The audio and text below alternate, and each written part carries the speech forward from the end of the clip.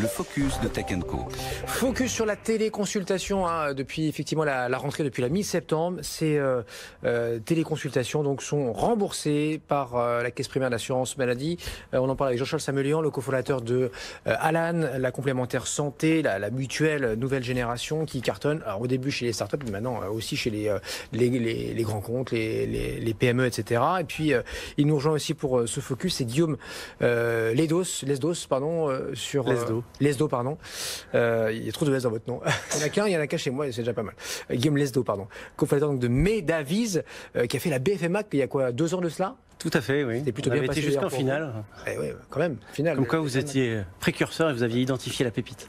Oui, mais il y en a eu plein d'ailleurs depuis qu'ils se sont fait, alors, je ne sais pas s'il faut vous le souhaiter, mais qui se sont fait racheter, qui sont passés donc, dans les mains de BFM Academy, Nicolas Dose et du jury. Il y a eu chauffeur privé, il y a eu plein d'autres qu'on ne citera pas ce soir, parce qu'on parle de vous. Donc Medaviz, vous mettez en relation donc, les patients avec les médecins et toujours via ce système de téléconsultation. Alors vous êtes lancé il y a 3 ans, mais vous aviez, j'imagine, déjà en tête cette période de rentrée 2018 où ça allait devenir, ça allait être boosté par ce remboursement.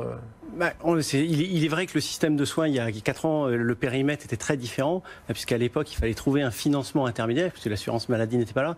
Mais effectivement, c'est le sens de l'histoire. Quand on regarde tous les pays européens et mondiaux, on voit que la téléconsultation se développe. Et en France, on a une spécificité, c'est que le financement n'est pas privé, mais il est pris par un tiers. Ça peut être l'assurance ou la mutuelle. Et historiquement en France, c'est l'assurance maladie avec ce réflexe de zéro à charge pour le patient, ce qui donne un accès le plus large possible dans le parcours de soins à l'ensemble des personnes en France. Vous avez aujourd'hui jusqu'à 3 millions donc, de bénéficiaires potentiels de votre service là. Tout à fait. On a 3 millions de bénéficiaires au travers des partenariats qu'on a pu nouer avec des mutuelles, des assureurs, mais également des centres de santé. On a même eu une ville qui, pour désengorger, qui n'avait plus de médecins sur place, et plutôt que de faire les 10-12 km, a sollicité Medaviz pour assurer les téléconsultations dans la ville. Alors, depuis le 15 septembre, est-ce que vous notez une augmentation des connexions à Medaviz? Les connexions, nous, elles progressaient énormément depuis les 2 dernières années. Ouais. Il est sûr que le nouveau périmètre va un petit peu modifier la situation, puisque actuellement, donc avec le 15 septembre, s'ouvre la téléconsultation entre un patient et son médecin à l'initiative du médecin. Et donc, c'est quelque chose vraiment de nouveau qui va monter en charge au fur et à mesure, avec un objectif gouvernemental d'arriver à 2 millions de téléconsultations assez rapidement. Nous, on pense que potentiellement, c'est un tel service pour les patients que ces chiffres pourraient être largement dépassés. Et par semaine, vous en faites combien vous? Nous, on en fait environ 1000 par semaine. On en fait jusqu'à 200 consultations par jour. D'accord. Et ce chiffre a vocation à augmenter. C'est du soft, c'est la solution logicielle, c'est quelle couche là? Alors nous au départ, c'était une ressource médicale que l'on avait fédérée pour répondre. Et effectivement, on se lance depuis le 15 septembre, sachant que la première n'a pas encore été réalisée, un petit peu comme notre confrère. La téléconsultation d'un patient avec son médecin va se faire dans les prochains mois, même si la première n'a pas encore eu lieu réellement. Comment expliquer qu'ils ne soient pas prêts, là, ces professionnels, Jean-Charles? Ils sont aussi ringards que ça, nos médecins? Non, je pense qu'on a plein de médecins qui veulent avancer. Nous, on a vu quand on commence à parler de téléconsultation, il y a plein de médecins qui essayent de changer leur organisation de temps de travail, etc. Je pense que la contrainte qui a été ajoutée, qui est il faut que ce soit dans le parcours de soins, il faut que ce soit entre le médecin traitant et l'utilisateur, rend juste l'usage plus compliqué. Il faut que il faut qu'il y ait 2 parties de la marketplace qui soient d'accord en même temps, et en plus que le médecin ait le bon software. Donc ça change un peu la manière dont le système a été construit auparavant, où il y avait des médecins qui avaient envie d'être sur des plateformes et du coup qui dédiaient du temps et qui pouvaient parler à peu près n'importe quel utilisateur, ce qui est le cas chez nous. Je pense que la manière dont les caisses de la sécurité sociale a approché le problème est assez intéressante et s'insère dans un premier test vraiment à échelle.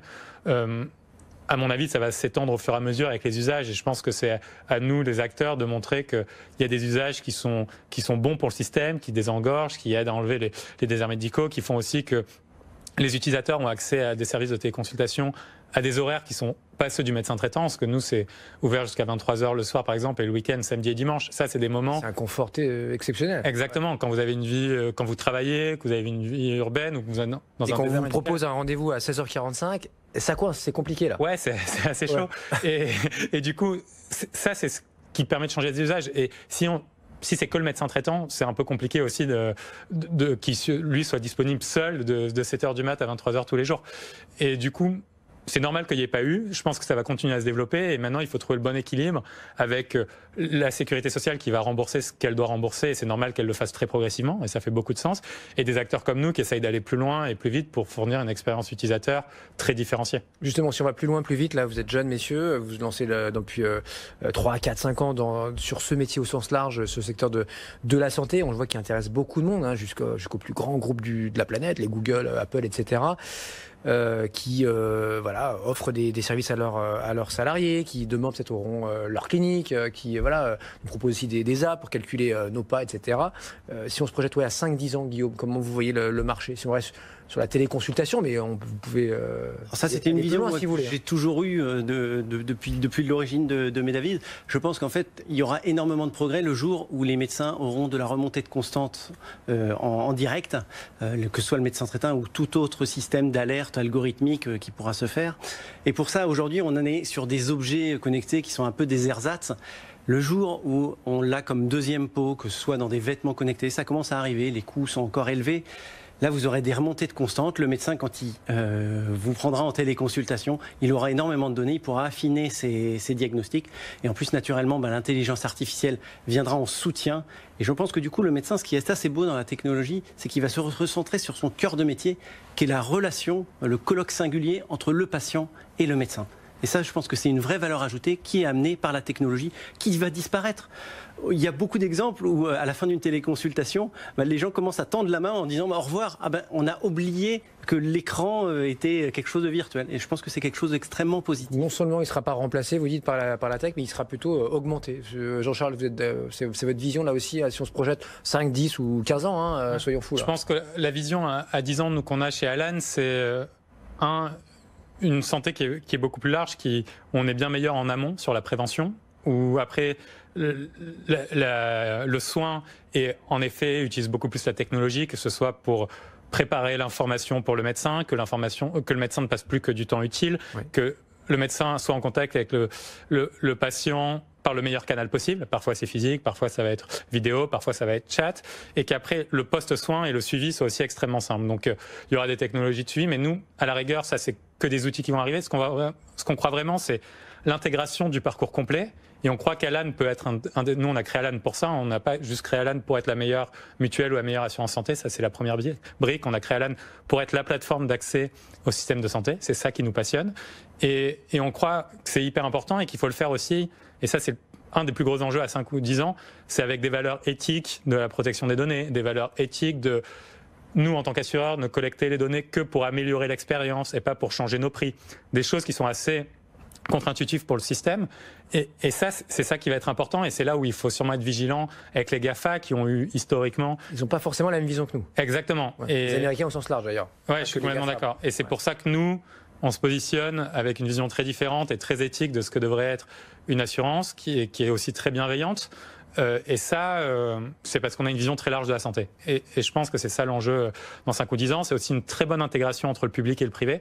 On voit le rôle ultra important de la sécurité sociale et on voit le rôle ultra important des acteurs privés dans l'innovation, dans les nouvelles technologies et comment on arrive à une intégration totale et extrêmement fluide pour que, encore une fois, pour vous, moi, l'utilisateur final, on se pose plus la question de quelle est ma caisse de sécu, comment je vais être remboursé, est-ce que ce médecin est dans le parcours de soins. Tout devrait être extrêmement simple et on est tellement d'habitude à une expérience chiante, compliquée, où il y a des papiers, qu'on n'a même plus conscience qu'on peut faire différemment.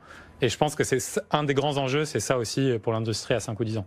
Améliorer tout ça, oui, avec toujours évidemment, oui, cette question de l'équilibre financier, quoi. Là, pour le coup, la question va pas évoluer, donc il faut que ça coûte pas plus, voire moins cher, ce serait mieux. De toute façon, la téléconsultation va amener des économies pour l'assurance maladie, que ce soit juste de déplacement. Les frais de taxi, c'est à coût de milliards, en France. Je crois tout le système ambulancier, c'est 2 milliards d'euros, donc on voit intuitivement que si on limite les déplacements des personnes, effectivement, ce sera des vraies réponses. Et je pense particulièrement au territoire. Parce que dans les grandes villes, on trouve encore des médecins. Mais sur les territoires, c'est de plus en plus compliqué. On voit un nombre de villages croissants qui ont des petites annonces. On cherche un médecin dans notre ville. C'est compliqué. La téléconsultation n'est pas la panacée, mais c'est une vraie bonne solution au territoire et à l'accès aux soins pour les Même dans les grandes villes, voir un ophtalmo, ça peut prendre 3 ou 6 mois. C'est tout à fait. Et vous avez des pans entiers de la médecine qui sont problématiques. La gynécologie, vous parlez de l'ophtalmologie, mais l'accès à des professionnels de haut niveau, la cancérologie, toutes ces choses-là, malheureusement, il en manque. C'est l'impact du numerus clausus qui fait qu'aujourd'hui, il faut trouver de nouvelles solutions. La technologie permet à tout à chacun de trouver des solutions et que la relation entre le patient et le médecin soit facilitée par notamment la téléconsultation. Merci beaucoup Guillaume avec nous ce soir, donc Medavise et Jean-Charles pour Alan. Merci messieurs. On est là tous les soirs, Tech & Co. 20h, 22h, émission hors série dans un instant spécial sur BFM Business. Ne bougez pas, vous serez avec Stéphanie Collois tout de suite.